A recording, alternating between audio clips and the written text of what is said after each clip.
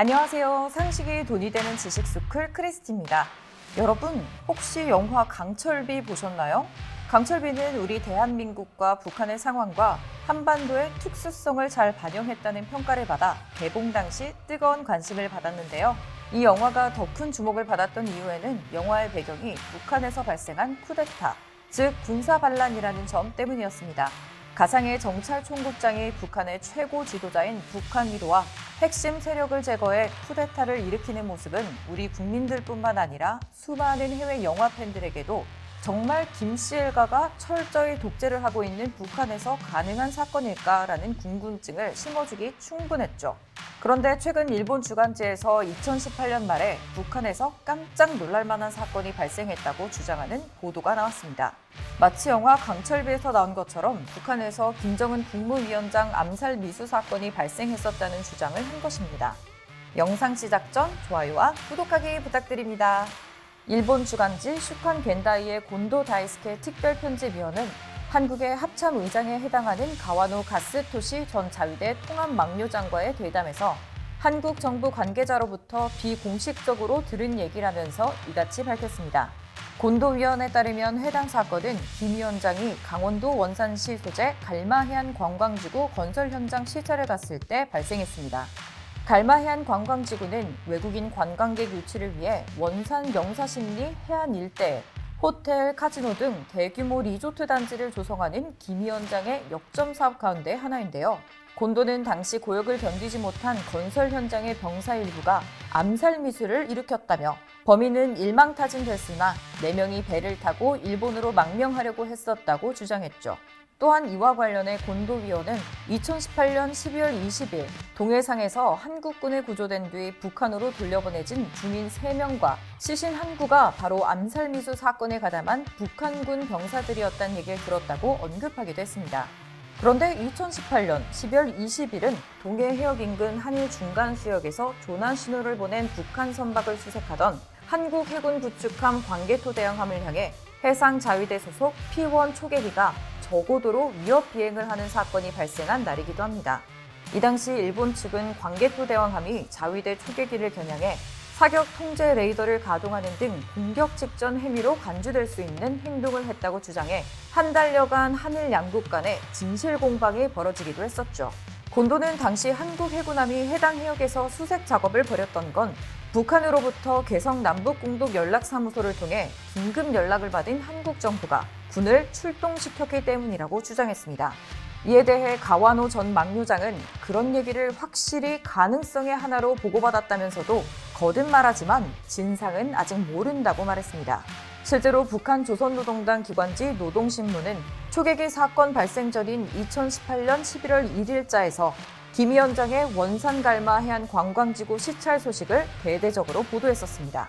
그러나 곤도의 주장과는 달리 당시 한국통일부는 구조된 북한 주민들이 관계기관의 합동신문에서 북한으로 돌아가겠다는 뜻을 밝혀 북한에 인계한 것이라고 설명했었죠. 물론 우리 정부의 말이 사실일 것이라고 생각하지만 만에 하나 진짜로 저 주장이 사실이라면 북한에서 사실상 쿠데타에 해당하는 일들이 벌어진 것인데요. 여기서 궁금한 점, 과연 북한에서는 과거에도 진짜로 쿠데타가 일어난 적이 있었을까요? 사실 과거서부터 지금까지 북한에서도 일종의 쿠데타로 볼 수 있는 사건들이 있었는데요. 하지만 전문가들은 우리에게 알려져 있는 북한의 쿠데타 사건들은 반당 종파 분자 및 간첩 혐의자 숙청 등 김씨 일가에 의한 일방적 숙청극에 불과했다고 말합니다. 쿠데타란 일부 세력이 무력 등을 동원해 권력을 탈취하는 행동을 말하는데 북한에서는 지난 75년 동안 실제로 쿠데타가 일어난 적은 없다는 겁니다. 물론 쿠데타에 준하는 김씨 일가에 의한 반대파 숙청 사건들은 북한에서도 있었습니다. 그것은 바로 지난 1992년 푸른제 아카데미 사건과 1995년 북한 육군단 사건들입니다. 먼저 푸른제 아카데미 사건은 김정은의 아버지인 김정일의 군경력 시발점이 됐었습니다. 당시 1980년대 말 동구 사회주의권이 붕괴하면서 북한은 대외적인 위기를 맞게 되었는데요. 그런데 군 경력이라고는 하나도 없는 김정일이 1991년 12월 갑자기 북한의 최고 사령관으로 취임하게 된 거죠. 당연히 그 당시 북한은 동구권의 몰락으로 외국 유학생들의 동요를 막기 위해 유학생들을 강제 귀국시키는 상황이었습니다. 그런데 해외에서 돌아온 유학생들 눈에는 김정일의 최고 사령관 취임은 불합리한 것이었습니다. 당시 이들이 유학했던 사회주의 체제였던 나라들, 특히 그 중심이었던 소련에서도 발생하지 않았던 유례없는 권력 세습이 이뤄진 것이었죠. 특히 소련에서 교육을 받은 유학파 장교들의 눈에는 군 경력도 없는 미필인 김정일이 아버지인 김일성의 백으로 북한군 최고 사령관으로 임명되는 것에 엄청난 불만을 가지게 된 겁니다.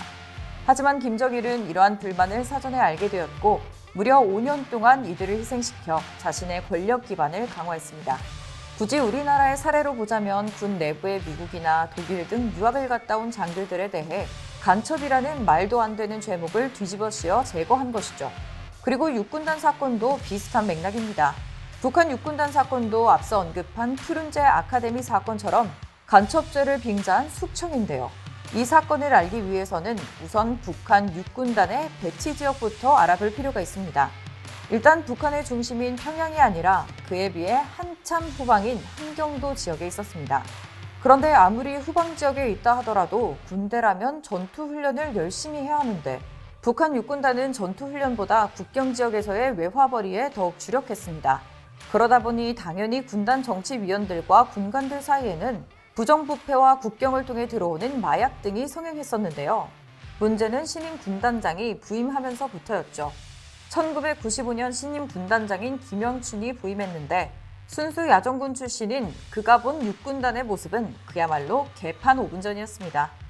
전투훈련은 뒷전이니 신임 지휘관의 명령이 아예 먹히지 않는 겁니다.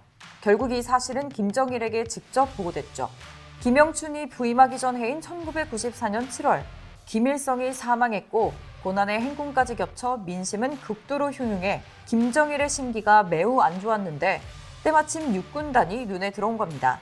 결국 김정일에 의한 피해 숙청이 시작됐고 북한 육군단은 휴전선 일대 최전방에 배치됐던 북한 9군단과 맞교대 되어버렸습니다. 이때 북한 전역에서는 육군단 정치위원들이 야심을 품고 평양 진격을 하려다 실패했다. 남조선과 연계해 무너뜨리려 했다라는 등의 입소문이 퍼져 북한 육군단 쿠데타설이 생긴 거죠. 사실 김일성과 김정일 때만 이런 사건들이 있었던 것은 아닙니다. 김정은 시대에도 이런 숙청 사건들이 비일비재했는데요. 그중 대표적인 사건은 김정은이 자신의 고모부인 장성택을 제거한 장성택 숙청 사건입니다. 당시 북한에서는 국가전복 음모로 규정한 사건인데 이마저도 김정은이 자신의 권력을 공고히 하기 위해 기획한 숙청 사건이죠. 북한 조선중앙통신이 지난 2013년 12월 13일 밝힌 장성택 사형집행 판결문에 따르면 특별군사재판은 현대판 종파의 두목으로서 장기간에 걸쳐 불순 세력을 규합하고 분파를 형성하여 우리 당과 국가의 최고 권력을 찬탈할 야망 밑에 갖은 모략과 비열한 수법으로 국가전복 음모에 극악한 범죄를 감행한 피소자 장성택의 죄행에 대한 심리를 진행했다고 밝혔었는데요. 하지만 그 실상은 장성택을 처형하기 위해 억지로 만든 혐의라고 전문가들은 분석하고 있죠. 이렇게 북한의 김씨 일가들은 온갖 혐의를 만들어 피해 숙청을 진행해 자신들의 권력을 공고히 하고 있는데요. 그런데 여기서 궁금한 점이 더 생기시지 않나요? 사실 이렇게나 피해 숙청을 진행해 독재 체제를 구축한 것은 북한뿐만이 아니었습니다.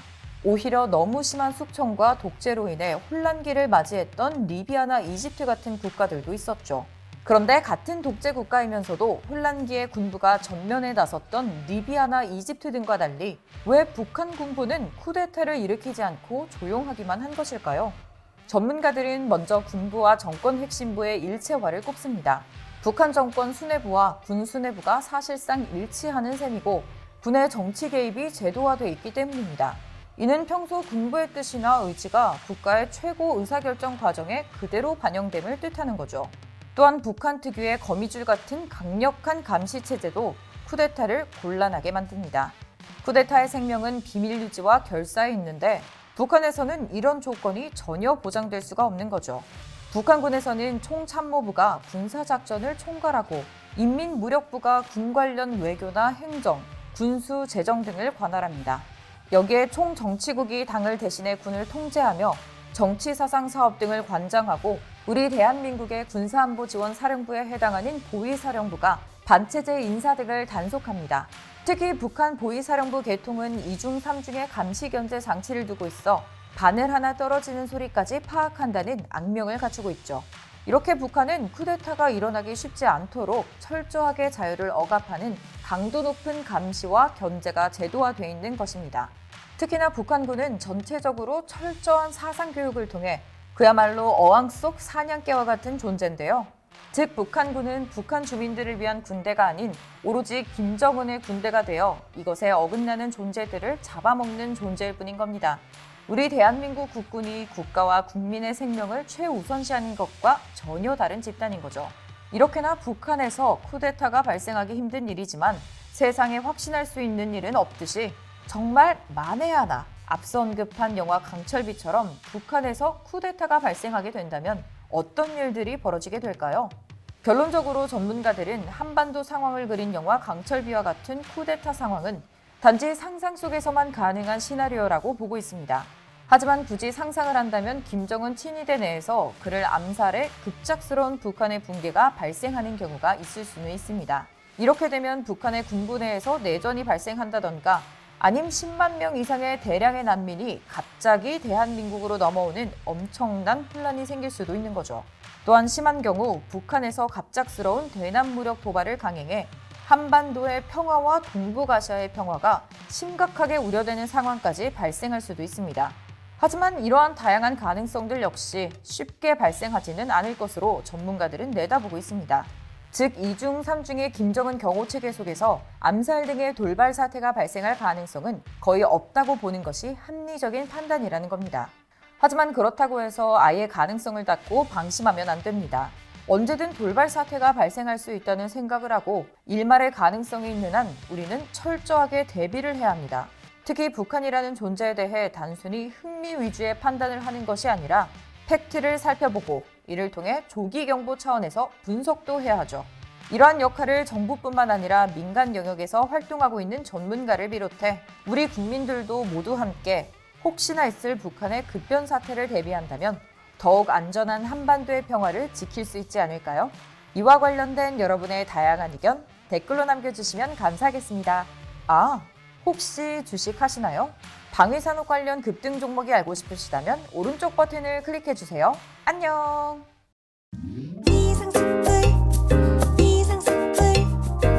주식을 모르면 이상스쿨.